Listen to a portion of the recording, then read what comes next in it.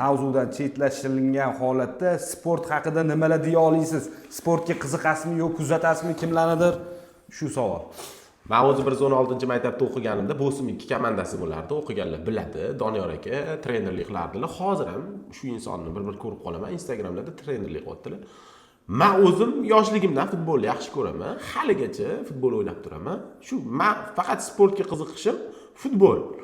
Sport yaxshi narsa. Tem bo'li hozir men 40 ga kirib qolgan bo'lsam, sport bilan shug'ullanish meni yoshimda zaril deb o'ylayman. Chunki ko'p o'tiryapmiz, kam yuryapmiz, fiziki ozgina futbol bo'lmasa ham suzish, nimadir bilan shug'ullanib turish kerak deb o'ylayman.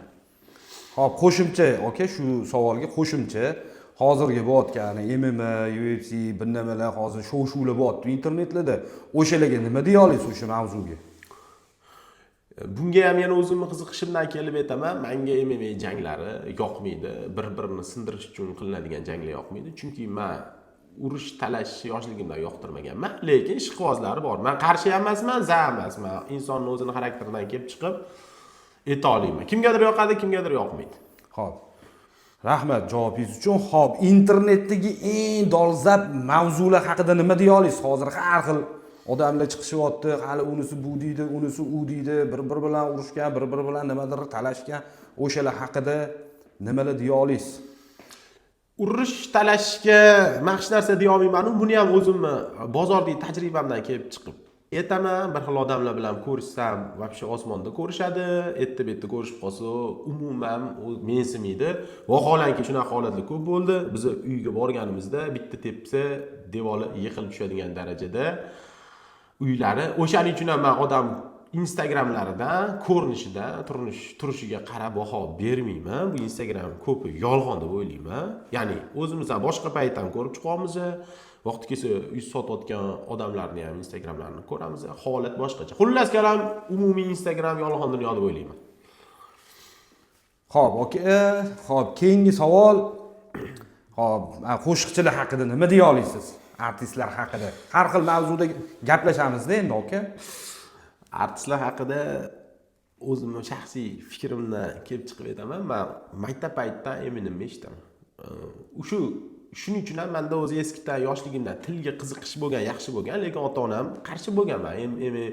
Eminem eshitardim o'sha paytda yoshlikdan 50 Centlar, o'sha downloadlar bo'lardi. O'sha eski rap ashulalarni eshitganim menga har doim bilis bo'lgan. Chet elga chiqsam ingliz tilidan shu sabab qiynalmayman, lekin ashulaga qaysidir ma'noda o'zim ham qarshiman, lekin bunga bir narsa deya olmayman. Uni hammani o'zining dunyoqarashiga qarab.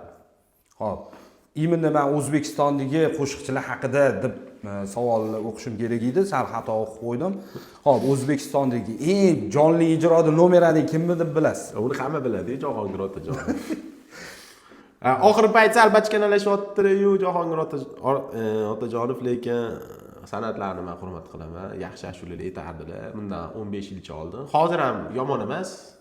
Menga oldingi ashulalar yoqardi. Xo'p, javobingiz uchun rahmat. Xo'p, mavzuga qaytamiz ekan, kiryapmiz yana qaytib. Shu sohada eng zo'ri kim deb o'ylaysiz o'zingizdan tashqari? Biz endi zo'r darajada emas, chunki 10 yil, 15 yilga opiti bor odamlar bor. Daraja baribir hamma biladigan, eng arzoni bilan Tuhfa deb o'ylayman, chunki O'zbekiston bo'yicha eng kuchli Telegram kanal, eng arzoni deb o'ylayman va Tuhfa estetam juda kuchli, sotuv zo'r. Lekin ularni qo'yayotgan narxiga men ham sotib berishga o'zim ham ishonaman. Endi ularga odamlar ko'proq hamma tanigani uchun ularga ham aloqaga chiqadi. Vaholanki ulardan sota olmaganlar bizga ham chiqqan holatlar bo'lgan. Biz ham sotib berganmiz.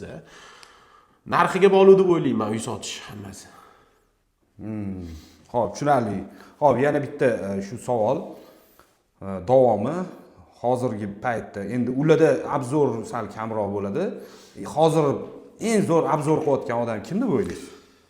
Men uchun hozir eng zo'r obzor qilayotgan sababchi bolalar deb o'ylayman, chunki o'zim ham kuzataman, montajni rostdan yorib yuborishyapti. Xo'p, o'zimizni komandadanchi? O'zimizni komandada siz yaxshi qilasiz. Menimcha yomon deb o'ylamayman. Bizani montajlar ham endi bizda telefonda ko'p suhbat, klientlar bilan gaplashishlarga vaqt ketyapti. Montajga xotirjam bo'lib montaj qilsak, qila olamiz. Faqat bizda vaqt ozgina problema. Xo'p, keyingi savolga o'tamiz aka, rahmat javobingiz uchun. Xo'p, shu sohada ishlayotganlar bilan qanaqadir katta komanda qilib, choyxonami qanaqadir o'tirishlarga nima deya olasiz? Kimdir chaqirsa borasizmi yo konkurensiya deb bormaysizmi? Xo'p, bundan 6 oy oldin sizlarga gapirgan gapim, bularga ham hozir ham gapiraman. Men hech qachon hech kimga yo'q demayman. Agar tilimizga tushsa, bir-birimizni fikrimiz bir-birimizga to'g'ri kelsa, kelisha olsa, hech kimga yo'q demayman, qarshi emasman. Gap bo'lishi mumkin emas. O'pit olamiz, suhbat qilamiz, bir-birimizni yaqindan taniymiz va bu ham qaysidir ma'noda kerak deb o'ylayman. Chunki hamma sohani mana bu avtotuninlarni ham ko'ramiz, komanda bo'lib ishlashyapti, yetib o'tirishadi, o'sha bir-biridan manfaat o'pit o'rganadi. Bizda ham uy reklama qiladiganlar agar shunaqa qiladigan bo'lsa, men qarshi emasman.